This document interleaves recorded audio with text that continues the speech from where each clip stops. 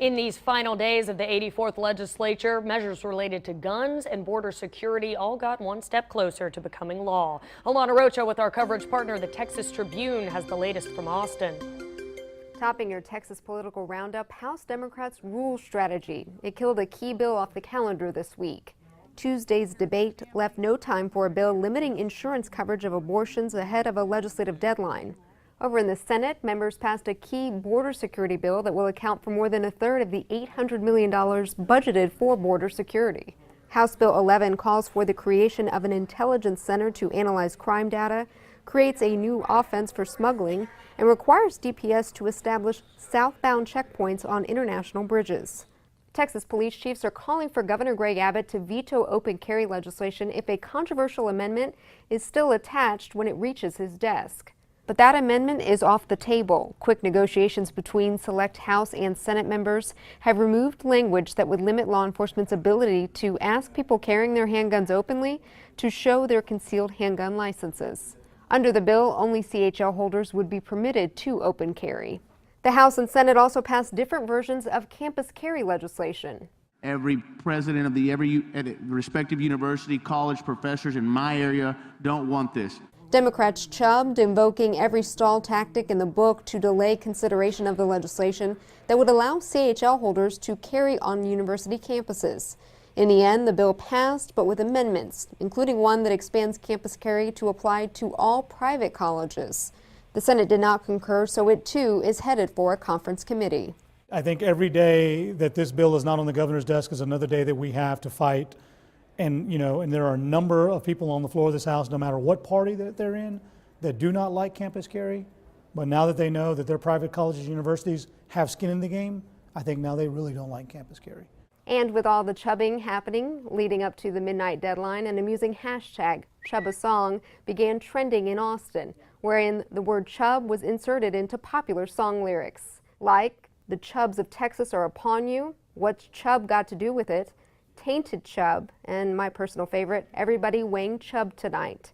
For the latest happenings in the legislature, visit us online at texastribune.org.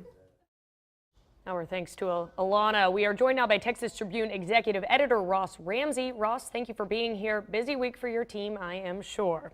You bet. The last week, though, so next week we'll be wearing Bermuda shorts. You'll be taking a little vacation. Boy, you deserve it. News coming in left and right from the Capitol. But I want to highlight this open carry legislation, specifically this amendment that was on it for so long. Can you break down that amendment for us?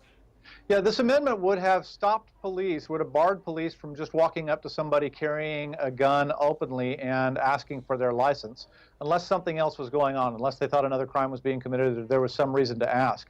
It initially started with some black lawmakers who were afraid that the open carry law without that ban would have police profiling people. If they saw African American people with guns, that they might harass them for it. And they were quickly joined by libertarian and conservative Republicans who saw a chance to keep the police out of asking for licenses and to move this law a step closer to what they call constitutional carry, which is basically unlicensed carry of handguns. That was a weird coalition. It prevailed in the House. They got that amendment on.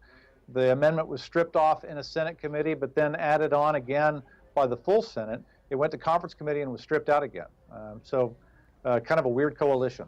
Absolutely. Those groups of lawmakers who came out against that amendment, groups that maybe don't always get along. Were you surprised to see that happen on this specific circumstance? You know, every once in a while you see a weird coalition like this, but sure, we were really surprised. You know, in the Senate it was particularly noteworthy because Don Huffines, a Republican senator from Dallas, was carrying the amendment that would bar police from doing those kinds of checks. And he was being aided and abetted by Royce West, who is an African-American lawmaker from Dallas, who is really big. Huffines is really small. West was kind of lurking over him and whispering in his ear. We were calling him the counsel for the defense. Kind of fun. Was it political on the part of the Democrats at all to attach this amendment so that certain conservative groups wouldn't be able to support it? Some of them said, you know, Harold Dutton, who had the amendment in the House, he's a Houston Democrat, said, I don't want this bill to pass. I don't like open carry, but if it does pass, I want it with this amendment on it. So I think there was an effort to either undermine it or to make it unacceptable to, as you say, some more traditional Republicans. Mm-hmm. The amendment was dropped, and that happened in committee. Do you know anything about why specifically? Was it just too controversial to be attached to that legislation?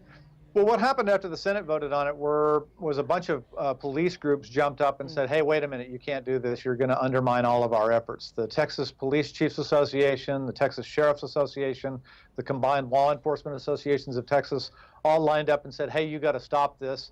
It put the governor in kind of a tough spot between, if a gun bill comes to a governor, they're looking for reasons to sign it, not to veto it.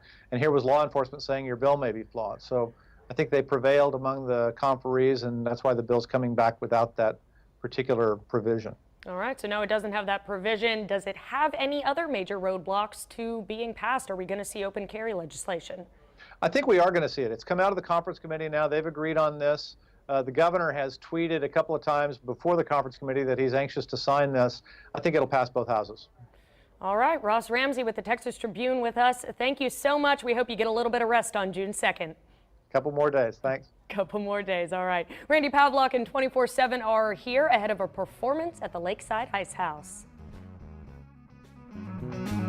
I can hear